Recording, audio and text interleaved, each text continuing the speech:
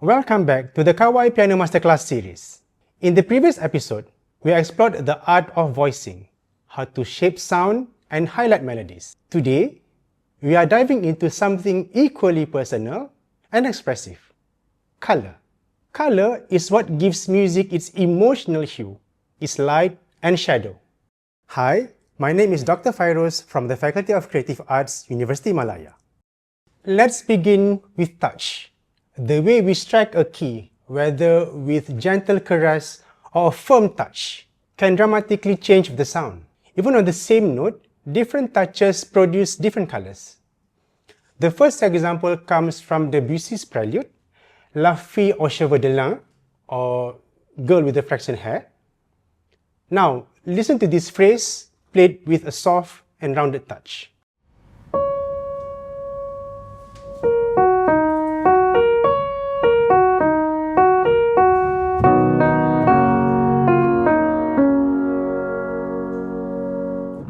And now, with a brighter, more percussive attack.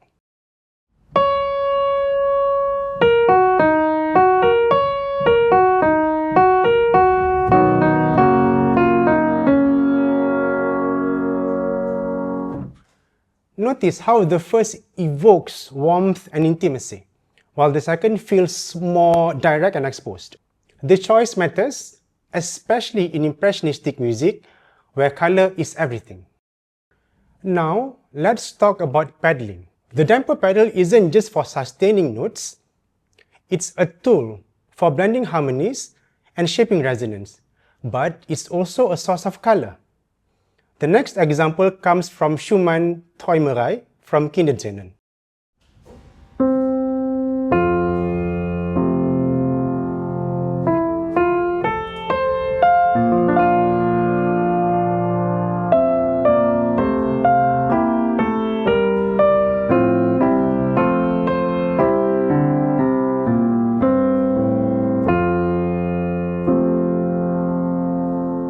Here, subtle pedal changes help create a dreamy, floating atmosphere. Over-pedaling muddies the texture, like this.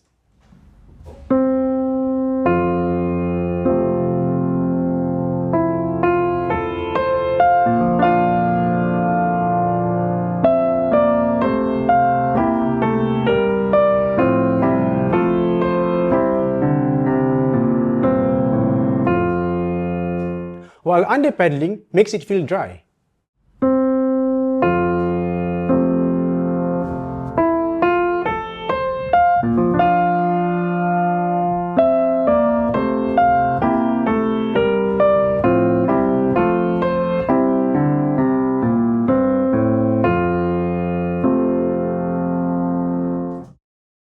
Try experimenting with half pedal or flutter pedal. These techniques allow for more nuanced control of resonance and can dramatically affect the color on the piano.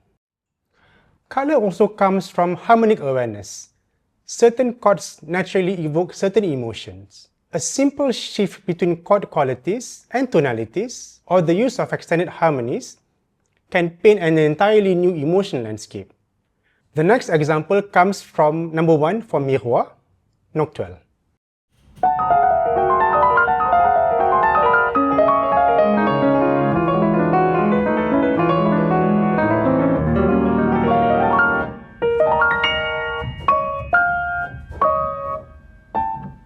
Ravel's harmonies shimmer with impressionistic color. To bring this out, we must listen deeply and shape each chord with intention. Think of each harmony as a brush stroke, some bold, some delicate.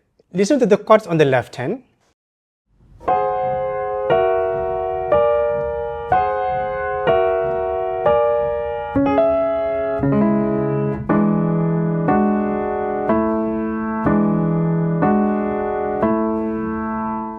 And the chromatic line on the right hand.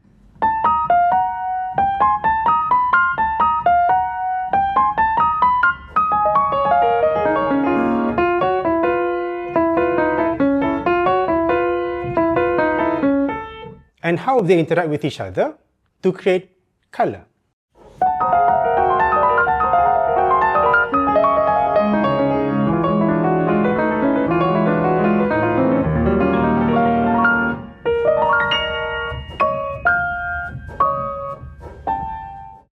Texture also plays a role. A thick chordal passage demands a different kind of color than sparse, single-line melody. Let's compare these two examples. The first one comes from Brahms' Intermezzo in A major, number 2, opus 118.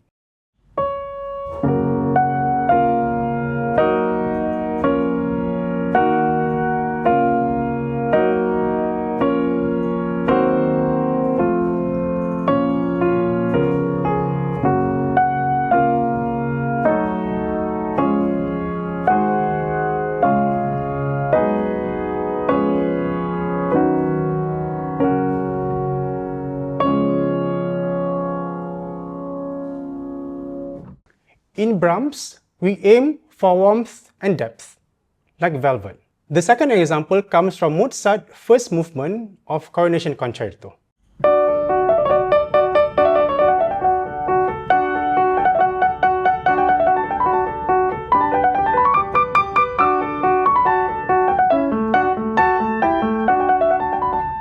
In Mozart, the aims are clarity and elegance, like porcelain. Your touch must adapt to the character of the music. Here are a few ways to explore color in your own playing. Number 1, play with dynamics and articulation. Even subtle changes can shift the emotional tone. For example, in Brahms, say I were to play this with louder dynamic and a more attack sound.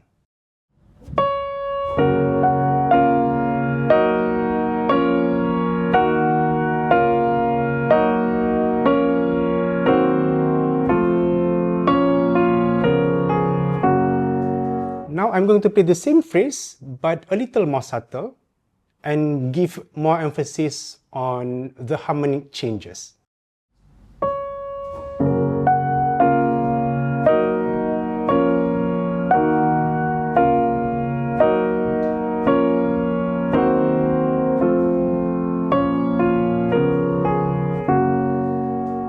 And next, I'm going to play the same passage, but I give more emphasis on the top note, and harmonic support is there as accompaniment.